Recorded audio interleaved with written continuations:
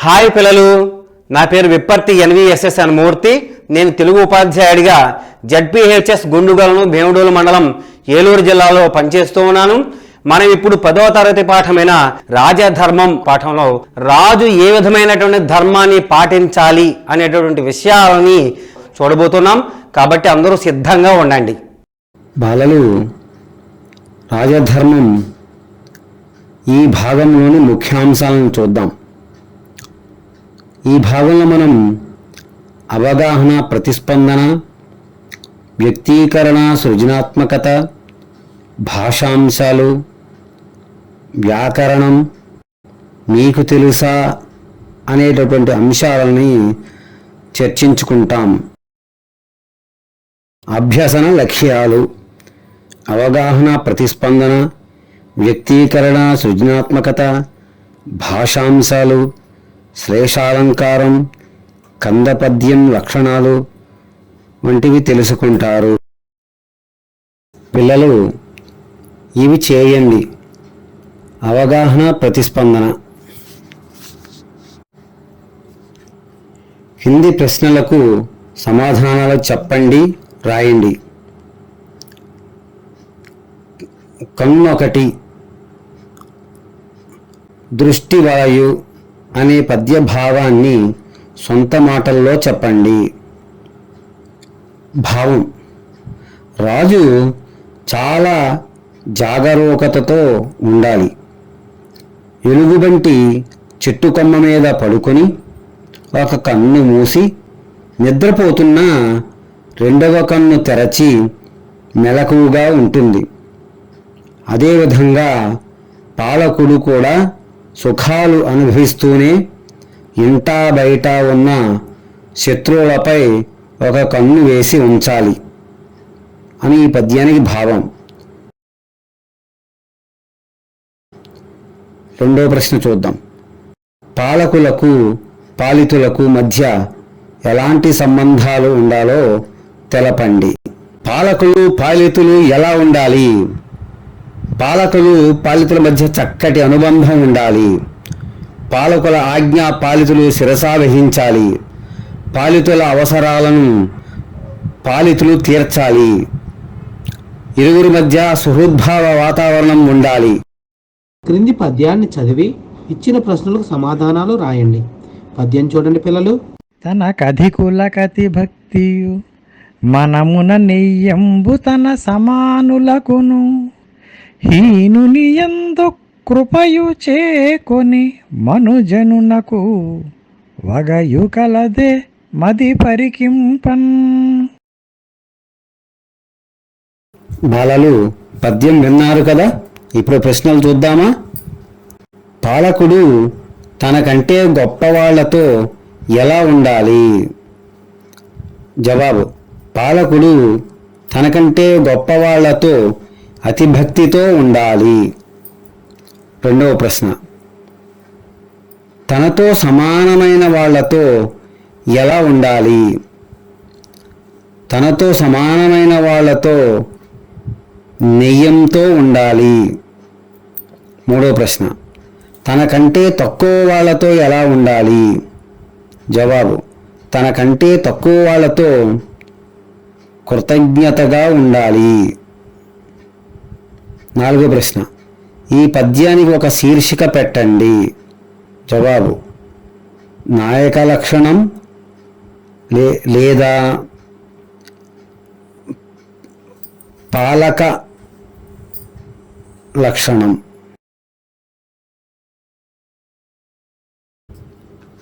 బాలలు, కింది గద్యాన్ని చదివి ప్రశ్నలకు సమాధానాలు రాయండి. తంజావూరు నాయకరాజుల్లో ప్రసిద్ధుడు రఘునాథరాయలు.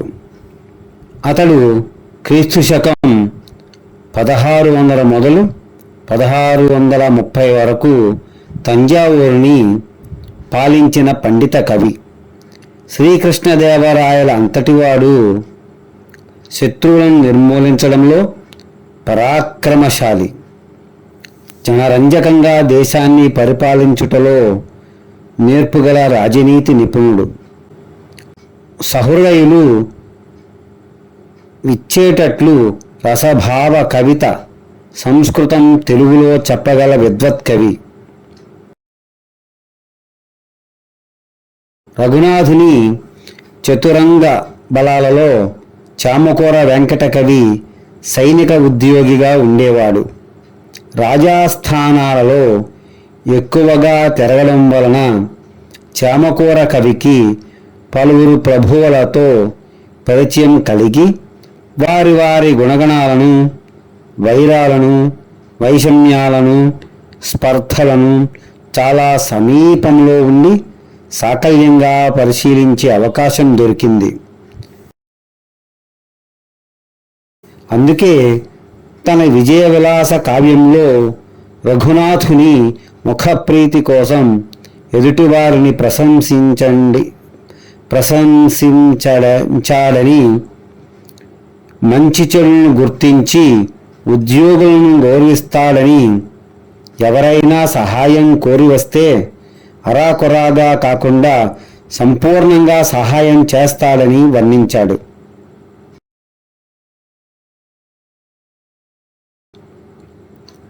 రఘునాథునికి అసాధ్యాలనుకునే కార్యాలను సాధించే నేర్పు, ఎటువంటి మహత్తర కార్యాన్నైనా బాధ్యతగా నిర్వహించే ఓర్పు ఉన్నాయి.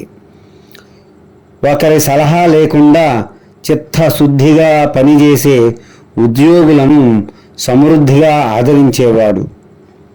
యాచకుల కొరకు సత్రాలు కట్టించి ప్రతిరోజు వేల మంది ప్రజలకు అన్నదానం చేయించాడు. అతనిది ప్రజానురంజకమైన పాలన అని చామకూర వెంకట కవి అభివర్ణించాడు. దీనిని రచించినది తాపీ ధర్మారావు గారు.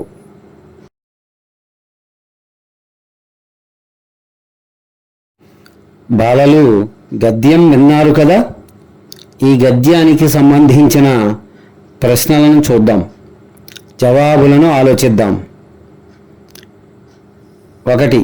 రఘునాథరాయలను రచయిత ఎవరితో పోల్చాడు? జవాబు: శ్రీకృష్ణదేవరాయలతో. 2. ఇతరులతో రఘునాథుని ప్రవర్తన ఎలా ఉండేది?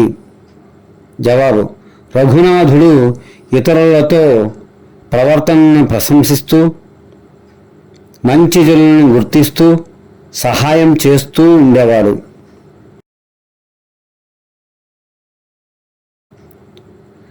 3వ ప్రశ్న: యాచకుల కోసం రఘునాథుడు ఏం చేశాడు?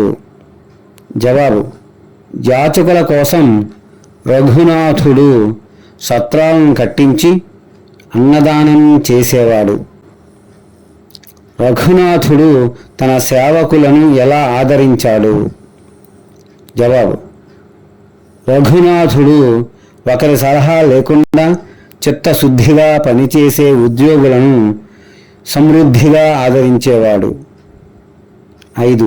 చామకూర వెంకట కవి రాజాస్థానాల్లో ఏం తెలుసుకోగలిగారు? జవాబు: రఘునాథుని ప్రజానురంజకమైన పాలన గురించి తెలుసుకోగలిగారు. తరువాత అర్థ సందర్భాలను చూద్దాం. శరమాగి కాడ ఇడుచు వింటివాడు ఓలే, 7 దేవులు గొన్న సమృద్ధి లేదు, చతుర్వృత్తి జరించుట నీతిరేనికి, బహిరంతరులపై దృష్టి వలయు. ఈ 4 అర్థ సందర్భాలను మీ ఉపాధ్యాయులతో చర్చించి మీరు రాయండి. ఈ క్రింది ప్రశ్నలకు ఏకవాక్య సమాధానాలు రాయండి. 1. ఈ పాఠం ఏ కావ్యం నుండి స్వీకరించబడినది? జవాబు: ఆముక్తమాల్యద. 2. ముఖ్యమైన పనులను పాలకుడు ఎవరికి అప్పగించకూడదు? జవాబు: పాలకుడు ముఖ్యమైన పనులను బాధ్యత లేని వారికి అప్పగించకూడదు. 3. పాలకుడు దేశాన్ని ఎవరిలాగా కాపాడుకోవాలి? జవాబు: రాజు చాలా జాగ్రత్తతో దేశాన్ని దేశ ప్రజలను చక్కగా కాపాడుకోవాలి. వ్యక్తీకరణ సృజనాత్మకత. చెడ్డవారిపై ఏ భారం పెట్టకూడదు. 1. చెడ్డవారిపై కార్యభారం పెట్టరాదు. తప్పు చేసేవారిని దండించే విధానం గురించి చెప్పండి. 2. తప్పు చేసిన వారిని రాజు వెంటనే శిక్షించరాదు, సమయం చూసి దండించాలి. 3వ ప్రశ్న, నిజాయితీగా పనిచేసే సేవకుడిని ఎలా గౌరవించాలి. 3. రాజు నిజాయితీపరుడైన సేవకుడిని గుర్తించి తగు గుర్తింపుని, ఉద్యోగోన్నతిని కల్పించాలి. 2వ ప్రశ్న, రాజుకు అనుచరులు ఎన్ని రకాలుగా ఉంటారు, వారి స్వభావాలను విశ్లేషించండి. రాజుకి అనుచరులు 3 రకాలు: హితులు, హితాహితులు, అహితులు అని. హితులు వైద్యులు, జ్యోతిష్యులు, కవులు, పండితులు, పురోహితులు హితులవుతారు. హితాహితులు హితులుగా ఉంటూనే అహితులుగా మారేవారు, రాజు చెప్పిన పనిలో దొంగతనమును చూపించేవారు హితాహితులవుతారు. అహితులు రాజు పట్ల అయిష్టతను కలిగి ఉంటారు, వీరు అహితులవుతారు.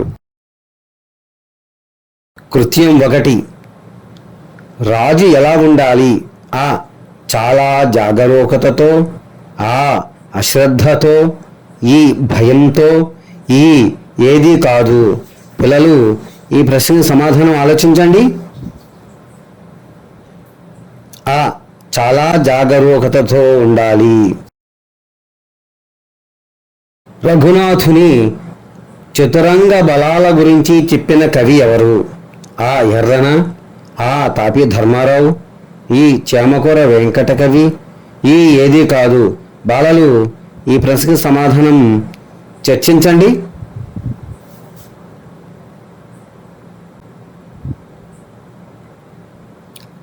ఈ. చేమకూర వెంకట కవి.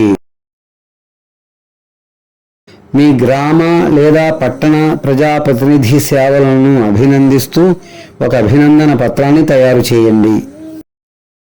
సృజనాత్మకతలో 2వ ప్రశ్నకు సమాధానం. శ్రీ మావులేటి సోమరాజు గారికి అభినందనలు. మీరు గత కొన్ని సంవత్సరాలుగా ప్రజాప్రతినిధిగా పెక్కు ప్రజోపయోగ కార్యక్రమాలను చేశారు. మంచినీళ్ల ట్యాంకు కట్టించడంలో మీ మంచిని గమనించాము. బడులు గుడులు కట్టించడంలో తమరి విద్యా దైవభక్తిని చూశాము. రోడ్డులు డ్రైనేజీలు నిర్మించడంలో మీ సౌజన్యం చవిచూశాము. ఆసుపత్రి కట్టించడంలో తమరి ఉపకార గుణాన్ని గ్రహించాము.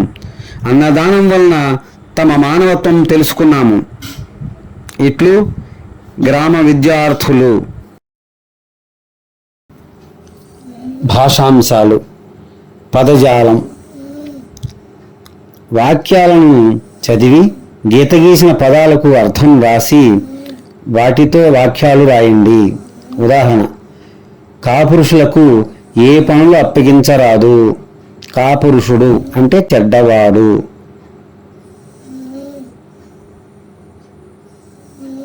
దుష్టులతో సహవాసం పనికిరాదు.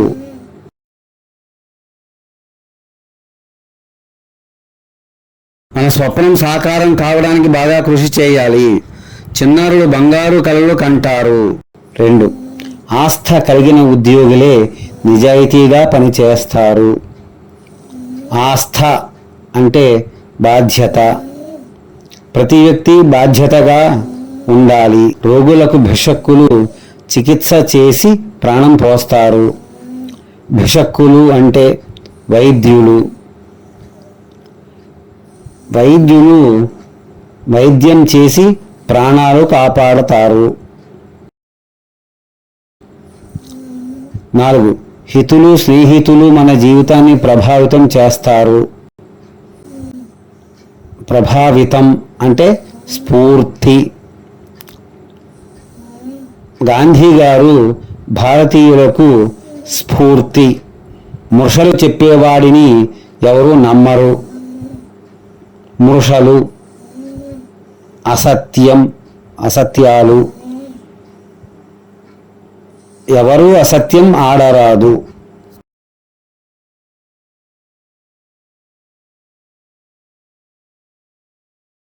కాపురుషులకు పురుషుడు అంటే అర్థం గుర్తించండి.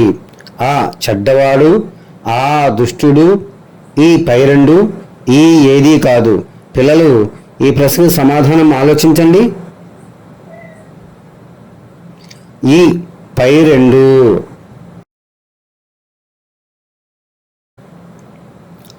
భిషక్కులు అంటే అర్థం గుర్తించండి. ఆ అధికారులు, ఆ తల్లిదండ్రులు, ఈ వైద్యుడు, ఈ రాజు. బాలలు ఈ ప్రశ్న గురించి ఆలోచించండి. ఈ వైద్యుడు. కాలనీ అనే పదానికి పర్యాయ పదాలు శుభరహితం, గుంట నక్క. గుంట నక్కలో గుంట అన్నమాట. శుభరహితానికి నిదర్శనం గుంట నక్క కోతలు. బృందం, గుంపు, గుచ్ఛము. జనులు గుంపుగా వచ్చి పుష్పగుచ్ఛములు కొన్నారు. క్షితి, క్షేత్రము, క్షోణి, క్షౌణి. రైతులు క్షేత్రమును చూసి క్షోణిని పరిశీలిస్తూ క్షౌణిని దున్నారు. వ్రాతము, సంఘము, శ్రేణి, వర్గము. సంఘమంతా శ్రేణిగా కలసి వర్గాలను వదిలారు. బాలలు ఈ క్రింది పదాలకు నానార్థం గుర్తించి జతపరచండి. 1 వృద్ధి, 2 నయం, 3 ఋతం, 4 కాడ, 5 శరం. ఈ పక్క ఆ అభివృద్ధి, సమృద్ధి, వడ్డీ. ఆ సత్యం, నీరు, సత్ప్రవర్తన. ఈ రెల్లు, బాణం, నీరు. ఈ నీరు, మృదువు, అందం. ఉ తొడిమ, బాణం. ఈ ఎడమ పక్కన ఉన్నటువంటి పదాలను కుడి పక్కన ఉన్నటువంటి పదాలతో జతపరచాలి. ఇప్పుడు వృద్ధికి ఆ అనేది జతపడుతుంది. అభివృద్ధి, సమృద్ధి, వడ్డీ అని. నయానికి ఈ అనేటువంటి జతపడుతుంది. నీరు, మృదువు, అందం అని. మూడో దానికి ఋతం అనేదానికి ఆ జతపడుతుంది. సత్యం, నీరు, సత్ప్రవర్తన అని. నాలుగో దానికి కాడ అనేదానికి ఊ జతపడుతుంది. తొడిమ, బాణం లాంటిది. ఐదోది శరంకి ఈ జతపడుతుంది. రెల్లు, బాణం, నీరు అని. ఈ విధంగా నానార్థం జతపరిచి రాయవలసిన అవసరం ఉంది.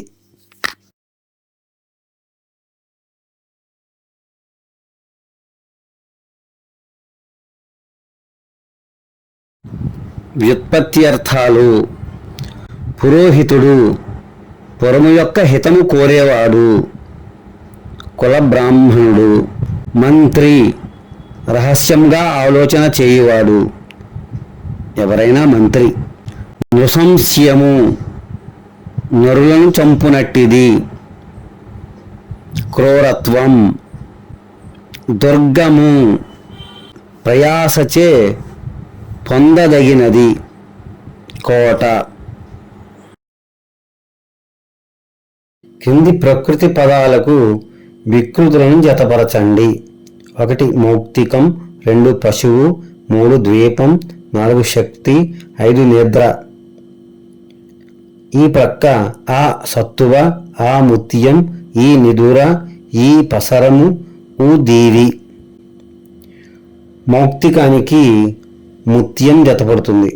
పశువుకి పసరము జతపడుతుంది. ద్వీపం అనే పదానికి దీవి అనేటువంటి పదం జతపడుతుంది. శక్తి అనే పదానికి సత్తువ అనే పదం జతపడుతుంది. నిద్ర అనే పదానికి నిదుర అనే పదం జతపడుతుంది. ఈ విధంగా కుడి పక్కన ఉన్న పదాలు ఎడం పక్కన ఉన్న పదాలతో జతపడతాయి. వ్యాకరణ అంశాలు. కింది పదాలను విడదీసి సంధి పేరు రాయండి. యవ్వాడు, ఏ ప్లస్ వాడు త్రికసంధి. గుణాతీతుడు, గుణ ప్లస్ అతీతుడు సవర్ణ దీర్ఘ సంధి. ఒకంత, ఒక ప్లస్ ఇంత అత్వ సంధి. దీవులు గొన్న, దీవులు ప్లస్ కొన్న గసడదవాదేశ సంధి. మృష ఏని, మృష ప్లస్ ఏని ఎడాగమ సంధి.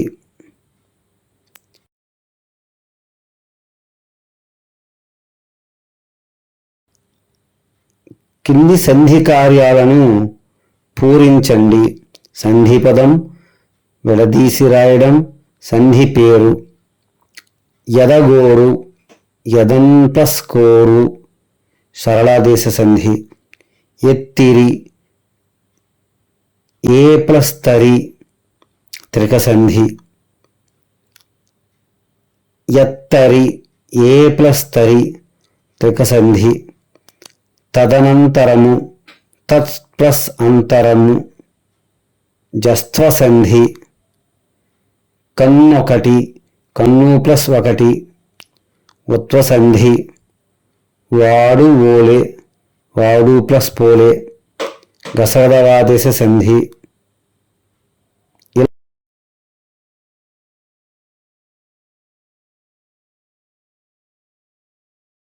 సమాస పదాలకు విగ్రహవాక్యాలు రాసి సమాసం పేరు రాయండి. 1 హితాహితులు, హితులును అహితులను ద్వంద్వ సమాసం. 2 అర్థధర్మాలు, అర్థమును ధర్మమును ద్వంద్వ సమాసం. గుమ్మడికాయ, గుమ్మడి అనే పేరు గల కాయ సంభావన పూర్వపద కర్మధారయ సమాసం. 4 7 దీవులు, 7 సంఖ్య గల దీవులు ద్విగు సమాసం. 5 చతురవృత్తి, చతురమైన వృత్తి విశేషణ పూర్వపద కర్మధారయ సమాసం.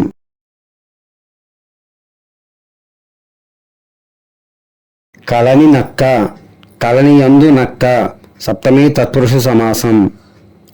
పెరకన్ను, పెరయైన కన్ను విశేషణ పూర్వపద కర్మధారయ సమాసం. దేశ వైశాల్యం, దేశం యొక్క వైశాల్యం షష్ఠీ తత్పురుష సమాసం. అలోభం, లోభము కానిది నై తత్పురుష సమాసం. దుష్ట ప్రవర్తుడు, దుష్టమైన ప్రవర్తన కలవాడు బహువ్రీహి సమాసం. శ్లేషాలంకారం. కింది వాక్యాన్ని గమనించండి. రాజు కువలయానందకరుడు. ఈ వాక్యంలో రాజు చంద్రుడు కువలయం కలువకు ఆనందాన్ని కలిగిస్తాడు అని ఒక అర్థం. రాజు ప్రభువు, కువలయము భూమినకు ఆనందం కలిగిస్తాడు అని. ఇలా రాజు అంటే చంద్రుడు ప్రభువు అని, కువలయం అంటే కలువ భూమి అనే 2 అర్థాలు వచ్చేలా ఈ వాక్యంలో ప్రయోగించారు. ఇలా ఒకే పదానికి అనేక అర్థాలు చెప్పేలా వచ్చేలా చెబితే దాన్ని శేషాలంకారం అంటారు. శేషాలంకారం లక్షణం ఒకే పదానికి 2 గాని అంతకంటే ఎక్కువ అర్థాలు వచ్చేలా ఒక పదాన్ని ప్రయోగిస్తే అది శ్లేషాలంకారం. కింది పద్యపాదాలను పరిశీలించి అలంకారం చెప్పండి. లేమా, ధనుజల గెలువగలేమా, నీవేళ కడిగి లేచితివి. ప్రాయము, జలకల్లోల ప్రాయము. ఇందులో ఉన్నది యమకాలంకారం. త్రికసంధి పదం గుర్తించండి. ఆ అధికారులు, ఆ తల్లిదండ్రులు, ఈ ఎత్తరి, ఈ ఏదీ కాదు. బాలలు ఈ ప్రశ్నకు సమాధానం ఆలోచించండి. ఈ ఎత్తరి. కళని యందు నక్క సమాసం పేరు గుర్తించండి. ఆ సప్తమి తత్పురుష సమాసం, ఆ విశేషణ పూర్వపద కర్మధారయ, ఈ షష్ఠీ తత్పురుష సమాసం, ఈ నై తత్పురుష సమాసం. పిల్లలు ఈ ప్రశ్న సమాధానం ఆలోచించండి. ఆ సప్తమి తత్పురుష సమాసం. ఈ క్రింది వానిలో శేషాలంకారం గుర్తించండి. ఆ లేమ ధనుజల గెలువగలేమ, ఆ ప్రాయము జలకల్లోల ప్రాయము, ఈ రాజు కువలయానందకరుడు, ఈ ఏది కాదు. బాలలు ఈ ప్రశ్న సమాధానం ఆలోచించండి. ఈ రాజు కువలయానందకరుడు. దీనిలోని గణాలను పరిశీలించండి. ఇందులో గగ, భ, జ, స, నలం గణాలు ఉన్నాయి. 1వ పాదం 3వ పాదం గణాల సంఖ్య సమానంగా ఉంది. 2వ పాదం 4వ పాదం గణాల సంఖ్య సమానంగా ఉంటుంది. కందపద్య లక్షణాలు. 1. ఇందులో చతుర్మాత్రా గణాలైన భ, జ, స, నల, గగ గణాలు ఉంటాయి. 2.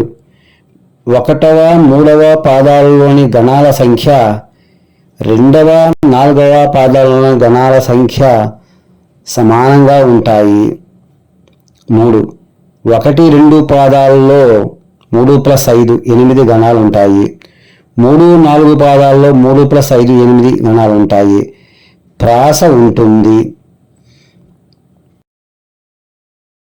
5. 2, 4 పాదాల్లో చివరి అక్షరంగా గురువు ఉంటుంది. 6. 2, 4 పాదాలలో 1, 4 గణాల మొదటి అక్షరాలకు యతిమైతే చెల్లుతుంది. 7. 6వ గణం జగనం గాని నలం గాని ఉంటుంది. 8. బేసి గణాలైన 1, 3, 5, 7 గణాలలో జగనం రాకూడదు. 9. మొదటి పాదం గురువుతో ప్రారంభమైతే తక్కిన పాదాలు కూడా గురువుతోనూ, లఘువుతో ప్రారంభమైతే తక్కిన పాదాలు లఘువుతోనూ ప్రారంభమవుతాయి. ఇది కందపద్య లక్షణాలు. పాఠాంత పద్యం చూడండి. జక్కరాజు వెంకటకవి గారు రాజధర్మాన్ని సూచిస్తూ చెప్పినటువంటి పద్యం. మేదుర నీతి మార్గమున మేల్కనియుండెడు రాజు కల్గినన్, మేదినిలో జనంబులెలమిన్ సుఖవృత్తిని, నిద్రకాంతురే బాధలు లేక, మత్తుడై పార్థివుడు రకే నిద్రపోయినన్, మోదము చెంది భూమి జనముల్ సుఖవృత్తిని, నిద్రకాంతురే. భావం. చక్కని రాజనీతి తెలిసిన పాలకుడు రాత్రిపూట కూడా ఒక కన్ను మూసి నిద్రపోయినా ఒక కన్ను తెరచి గూఢచారులు, రక్షభటులు, పాలకుల్ని ఇంకొక కన్ను ప్రజలను కాపాడుతుంటాడు. అతని రక్షణలో ప్రజలు గుండెల మీద చేతులు వేసుకుని హాయిగా నిద్రపోతారు. కానీ ప్రజలను పట్టించుకోకుండా పాలకుడు సుఖాల మైకంలో మునిగి కళ్ళు మూసుకుపోతే ప్రజలు క్షణక్షణం భయంతో చస్తూ కంటి నిండా నిద్ర కూడా పోలేరు. రాజనీతి తెలిసిన ప్రభువు పాలనలో ప్రజలు సుఖపడతారు అని ఈ పద్యానికి భావం. ఒగ్గు కథ. ఒగ్గు కథ ఒక జానపద కళారూపం. శివుని ఢమరుకాన్ని ఒగ్గు అని పిలుస్తారు. ఈ ఒగ్గును వాయిద్యంగా వాడుతూ కథ చెబుతారు. కాలక్రమంలో ఇది ఒగ్గు కథగా రూపాంతరం చెందింది. ఒగ్గు కథలు శివునికి సంబంధించిన కథలు. కుమారుల వారు ఈ కథను చెబుతుంటారు. ఒగ్గు కథల్లో మల్లన్న, వీరన్న కథలు ప్రధానంగా ఉంటాయి. ఈ కథాగాన కళా ప్రదర్శనలో ఒక ప్రధాన కథకుడు, 5 నుంచి 10 మంది వరకు సహకళాకారులు ఉంటారు. వారిలో ఒకరు డోలు, ఒకరు తాళం, ఒకరు కంజీరా ధరిస్తారు. వీరంతా ఓ పక్క వాయిద్యాన్ని వాయిస్తూనే మరో పక్క వంత పాట కూడా పాడుతారు. ప్రధాన కథకుడు సందర్భాన్ని బట్టి ఆయా పాత్రలకు తగిన వేషాలు ధరిస్తూ కథను పాడుతుంటాడు. కథను ప్రారంభించే ముందు డోలును వాయిస్తూ, వీరణంతో శబ్దం చేస్తూ, ఢమరుకంతో ఢమఢమలాడిస్తూ మొదటగా గంగాదేవి ప్రార్థన చేస్తారు. ప్రారంభంలో మల్లన్న, వీరన్న కథలు మాత్రమే ఒగ్గు కళాకారులు చెప్పిన తర్వాతి కాలంలో అనేక జానపద, పౌరాణిక, కాల్పనిక కథలు కూడా చెబుతున్నారు. ఈవేళ ఒగ్గు కథలకు ఆదరణ తగ్గి క్షీణదశకు చేరుకుంది. నల్గొండ, వరంగల్, ప్రకాశం, కొన్ని రాయలసీమ మారుమూల ప్రాంతాల్లో చాలా కొద్ది మంది మాత్రమే ఈ కథలు చెప్పించుకుంటున్నారు. అంతరించిపోతున్న ఈ కళను కాపాడుకోవడం మనందరి బాధ్యత. పెదౌట్పల్లి జోసెఫ్ తంబి తిరునాళ్లు కృష్ణా జిల్లాలోని గన్నవరం సమీపంలో ఉన్న పెద్ద ఔటుపల్లి గ్రామంలో ప్రతి ఏటా జనవరి 13, 14, 15 తేదీలలో నిర్వహించే జోసెఫ్ తంబి తిరునాళ్లు రాష్ట్రంలో చాలా ప్రముఖమైన తిరునాళ్లుగా చెప్పుకోవచ్చు. ఇది కేవలం క్రైస్తవులకే కాకుండా క్రైస్తవేతరులు కూడా ఈ తిరునాళ్ళలో ఉత్సాహంగా పాల్గొని తమ భక్తి ప్రపత్తులను చాటుకుంటూ ఉంటారు. పెదౌటుపల్లి జోసెఫ్ తంబి తిరునాళ్లు పెదౌటుపల్లిలో దేవుని సేవ కోసం నియమితుడైన బ్రదర్ జోసెఫ్ తంబి గారు మరణించి సమాధి చేయబడిన ప్రాంతం. కేసరపల్లి, గన్నవరం, పెదౌటుపల్లి ప్రాంతాల్లో క్రైస్తవులను ఉత్తేజితం చేసి దేవుని మార్గం వైపు నడిపి ఎంతో మందికి ఎన్నో అద్భుత క్రియలను చూపించిన గొప్ప వ్యక్తిగా జోసెఫ్ తంబి గారిని ప్రజలు విశ్వసిస్తారు. ఈయన జనవరి 15వ తేదీన చనిపోయిన సందర్భంగా ప్రతి ఏడు జనవరి 13, 14, 15 తేదీలను తిరునాళ్లుగా జరుపుకుని బ్రదర్ జోసెఫ్ తంబి గారి యొక్క సేవలను గుర్తు చేసుకుంటూ విశ్వాసంతో ముందుకు సాగడానికి ఈ ప్రాంతం ప్రజలు ఈ వేడుకలు చాలా ఘనంగా నిర్వహిస్తారు. ఈ 3 రోజులు దివ్య బలి పూజ, చక్కని దేవుని వాక్య పరిచర్య మరియు దైవ సంబంధ సాంస్కృతిక కార్యక్రమాలు నిర్వహిస్తూ ఉంటారు. రాష్ట్రంలో నలుమూలల నుండి వేల మంది ప్రజలు ఈ తిరునాళ్లకు హాజరై తమ భక్తి విశ్వాసాలను బలపరుచుకుంటారు. ఒగ్గు కథ ఎటువంటి కళారూపం? ఒక జానపద కళారూపం, ఒక సామాజిక కళారూపం, ఈ పై రెండు, ఈ ఏది కాదు. పిల్లలు ఈ ప్రశ్నకు సమాధానం ఆలోచించండి.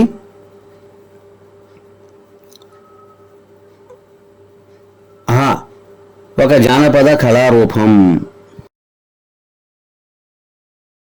ఏ జానపద కళారూపంలో ఒకరు డోలు, ఒకరు తాళం, ఒకరు కంజీరా ధరిస్తారు? బుర్రకథ, ఒగ్గు కథ, ఈ హరికథ, ఈ ఏది కాదు. బాలలు ఈ ప్రశ్నకు జవాబు చర్చించండి. ఒగ్గు కథ.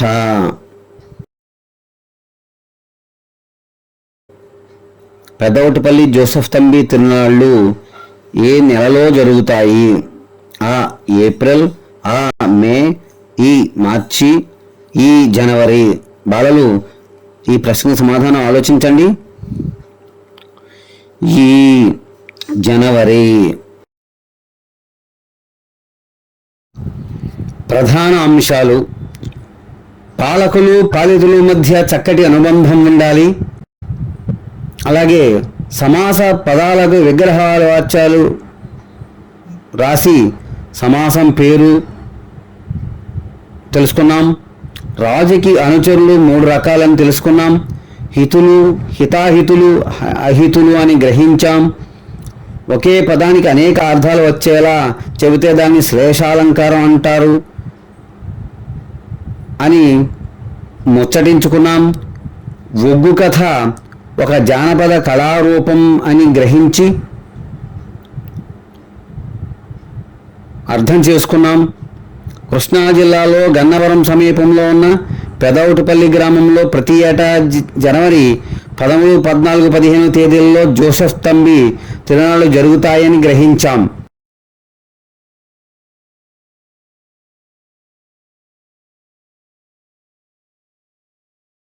మూల్యాంకనం. మౌక్తికం ఈ పదానికి ప్రకృతి రాయండి. ఆ ముత్యం, ఆ ముత్యం, ఈ మొత్తము, ఈ మురకు. పిల్లలు ఈ ప్రశ్న సమాధానం ఆలోచించండి. ఆ ముత్యం.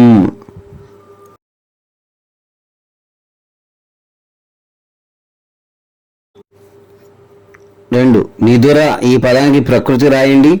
ఆ నిదర, ఆ నంద, ఈ నింద, ఈ నిద్ర. బాలలు ఈ ప్రశ్న సమాధానం ఆలోచించండి.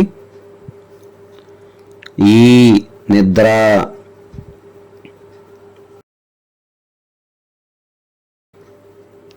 చతుర్మాత్రాగణాలైన భ, జ, స, నల, గగ గణాలు ఉంటాయి.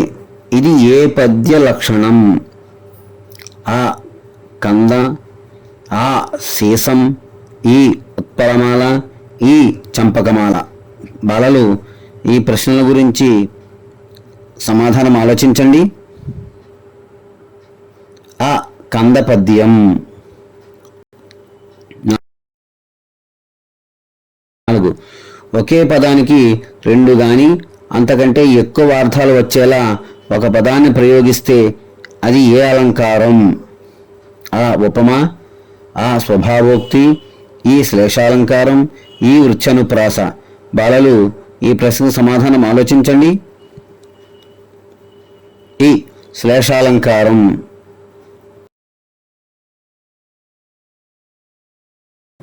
కింది పద్యంలో బేసి గణాలైన 1, 3, 5, 7 గణాలలోని ఏ గణం ఉండరాదు? ఆ నగణం రాకూడదు, ఆ సగణం రాకూడదు, ఈ జగణం రాకూడదు, ఈ రగణం రాకూడదు. బాలలు ఈ ప్రశ్న గురించి ఆలోచించండి. ఈ జగణం రాకూడదు.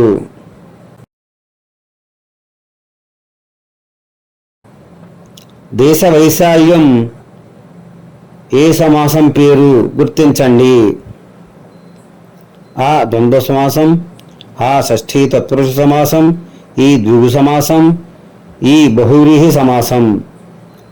పిల్లలు ఈ ప్రశ్న గురించి ఆలోచించండి. ఆ షష్ఠీ తత్పురుష సమాసం.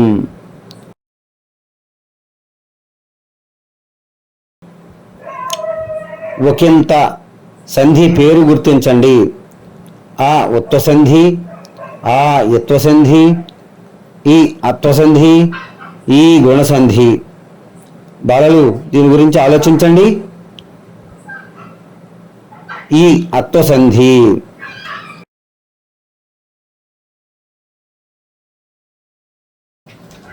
అలాగే ఎదగోరు ఈ పదమును విడదీయండి. ఆ యదన్ ప్లస్ కోరు, ఆ యదన్ ప్లస్ కారు, ఈ యదా ప్లస్ కోరు, ఈ ఏన్ ప్లస్ కోరు. బాలలు దీని గురించి ఆలోచించండి. ఆ యదన్ ప్లస్ కోరు. ఇంటి పని. కందపద్య లక్షణాలు రాయండి. జోసెఫ్ తంబి తిరునాళ్ళ గురించి రాయండి.